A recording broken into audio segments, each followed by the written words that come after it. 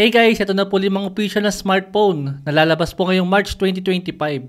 Unahin ko dito guys sa pinakamura sa ating list. Ito si Itel Power 70. Matindi ang smartphone na to guys dahil meron po siyang 10,000 mAh battery. At dahil po yun sa may case ni Itel na merong built-in na power bank. 6,000 mAh na talaga guys ang battery ng Itel Power 70. Tapos additional pong 4,000 mAh battery sa may case po niya. Kaya po total of 10,000 mAh battery. Grabe, sobrang taas po niyan kung kailangan niyo po ng talagang mataas sa battery na talagang di po agad malolobat. Yung sigurado guys, naabutin po ng 2 araw o higit pa. 3 color po yung available sa kanya. Itong color silver, color purple, saka po yung color black. Meron siyang 8128 na version. Ang masakitan dito guys, bakit naman Helio G50 pa ang nilagay sa kanya? Mataas nga yung battery niya, kaso ang bagal naman ng processor niya.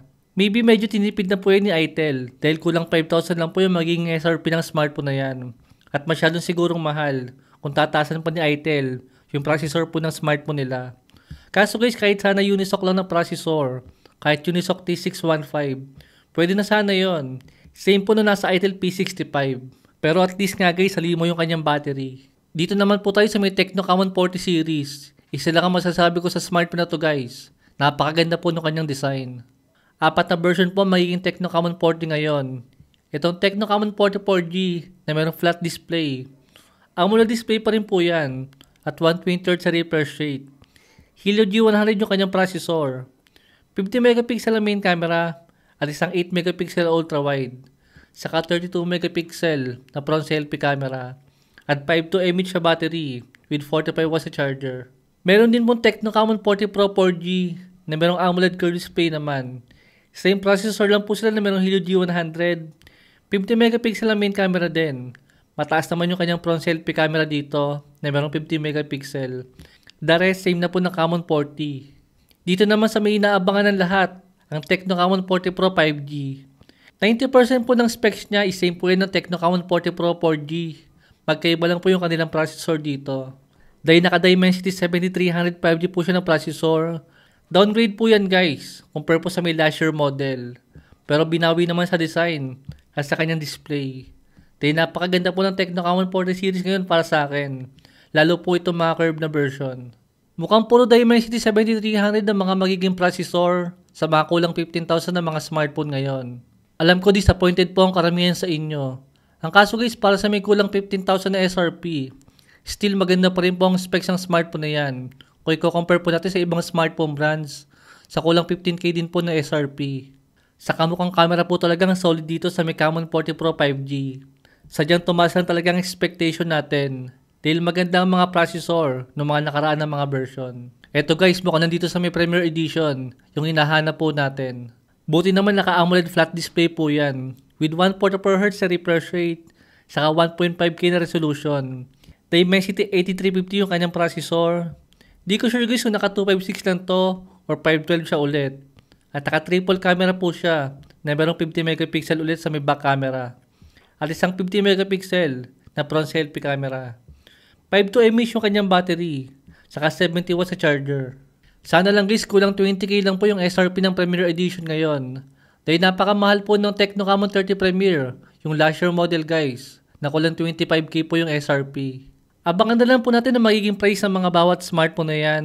Sana guys kulang 15K lang po ang magiging presyo ng Camon 40 Pro 5G. Para naman kahit paano sulit na yan para sa akin.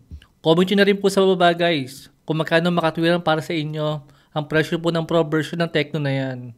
Dito naman po tayo sa may kapatid ng Tecno Camon 40 series. Syempre si Infinix Note 50. Mukhang hindi rin basta-basta ang design ng Infinix dito. Dahil naka metal frame po siya. Unlike kila Tecno guys, na binagsak na po lahat ng lineup ng Tecno Camon 40 series. Itong Infinix Note series guys, 2 version pa lang po ang ilalabas niya. Yung 4G version lang po muna. Yung Infinix Note 50 4G at Infinix Note 40 Pro 4G.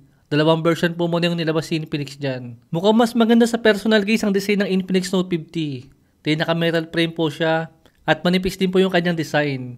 Nakakapanibago lang talaga ang camera module niya na merong octagon na shape. Parehong AMOLED display po siya, ang Pro version at ang regular na Note 50.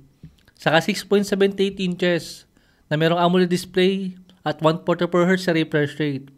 Saka same pa rin po sila na merong Helio G100 na processor. Parehong 8256 at parehong 52 mAh sa battery. Nagkaiba lang po sila sa may camera.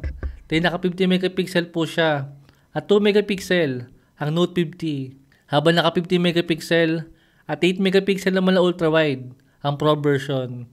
At 32 megapixel ang front camera habang 8 megapixel lang po ang regular na Note 50. Saka pala sa may charger nila, naka 90 watts po ang Pro version habang 45 watts lang po ang regular Note 50. Yan po guys ang official na mga magiging specs ng Infinix Note 50 na 4G version. Abangan na lang po natin kung magiging magkano kanilang mga SRP. Siguro naman familiar po kayo, nakakalabas lang po ng nating Phone 3a ngayon. Mukhang wala pa rin po siyang charger sa box at meron po siyang 22K na SRP sa may base version po ng Phone 3a. At 27K naman po guys, yung Pro version. Alam ko mahina po ang processor ng dalawang smartphone na yan ngayon. Dahil hindi po mga gamer ang target market ng nating Phone 3a. Dahil sila iPhone 16e at Galaxy A56 po ang kalaban ng nating Phone 3a. At sulit po yan guys, kung i-compare nyo po sa dalawang smartphone na yan. Napakaganda po ng kanyang software. At walang katulad na hardware guys, ang panlaban ng nating Phone 3a. Yung napakagandang design po niya. Kahapon guys, share ko po sa inyo yung Nubia Neo 3 5G at yung Nubia Neo 3 GT. At meron pong kasabayan guys, ang Nubia Focus 2 at ang Focus 2 Ultra. Mukhang same price po ng dalawang smartphone na yan guys. Ang presyo po ng Nubia Neo 3. Pero syempre unlike po ng Nubia Neo 3, itong Focus 2 naman, isa camera po siya naka-focus. Naka 108 megapixel po siya with Neo Vision AI photography at AI Sports Snapshot, 3x lossless zoom at mga AI editing features pa. Naka 6.7 inches po siya na merong 120 Hz refresh rate at mukhang naka-IPS lang po yung display niya. Naka slim body design din po yan. Saka mukhang naka same processor pa rin po siya ng last year model. Naka 8256 po siya. Saka 5000 mAh sa battery at 22.5 watts na charger. Mukhang ito pa rin po guys ang specs ng last year model. Tingnan naman natin guys ang ultra version. Kung ano ba pinagkaiba niya sa may regular version pagdating sa specs niya. Sa design pala mukhang mas maporma na po ang ultra version. Tapos naiikot pa po yung camera ring niya. Ewan ko lang guys kung gimmick lang yan or meron po siyang extra function sa may camera niya. Sa camera guys, mas malaki po yung kanyang sensor para sa mas magandang night shots. Naka 6.8 inches po siya na merong AMOLED display, 5000 mAh sa battery, saka 33 watts sa charger. Saka naka 8 GB RAM po siya at 512 GB na internal storage.